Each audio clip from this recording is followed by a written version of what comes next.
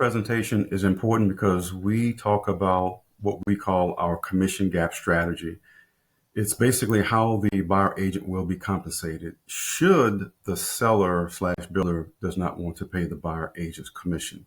So just in this first example here, we just show a typical $250,000 FHA purchase with all things being as business as usual, which 97% of the time it is business as usual, which means the seller typically pays the buyer agent's compensation. So now let's look at the first example, and we're showing here, should the seller does not pay the buyer agent's comp.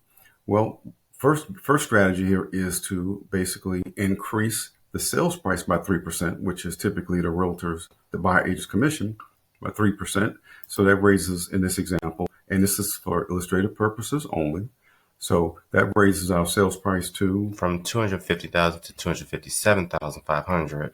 Okay. And when we do that, it increases the monthly payment a little bit compared to the first example. Yeah, so the first one, it was $2,352.16, while in the one where it's added to the sales price, it increases it to $2,403.23. So you can see that was a difference of $51.07 in between these two payments. Right, slight increase in payment, but there's also a slight increase in the estimated out-of-pocket as well.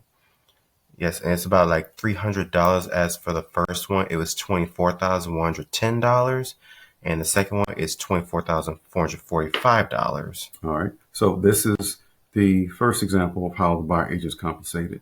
Well, the second one, actually.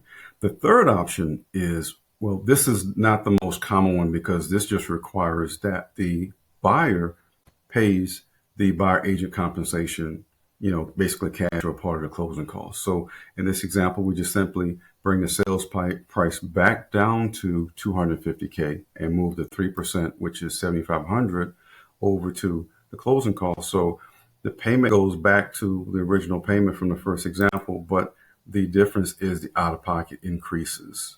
So the out-of-pocket, we're looking at about $31,609 and some change. Now, the last example of how the buyer agent is compensated, should the seller choose not to pay the buyer's agent compensation, last option represents a conventional option, which the buyer is putting down 10 or more percent. So in this particular example, we're taking a 10% down payment and we're reducing the down payment from 10% to 7%, but we're taking that 3% difference and moving it to the closing costs to cover the buyer's agent commission. So it's the same money out of pocket in terms of the down payment. That doesn't increase. The only difference is really that the down payment, the monthly payment, will be slightly more, which is, because they're now financing that $7,500 in, but we're just moving it around to where the out of pocket is pretty much the same.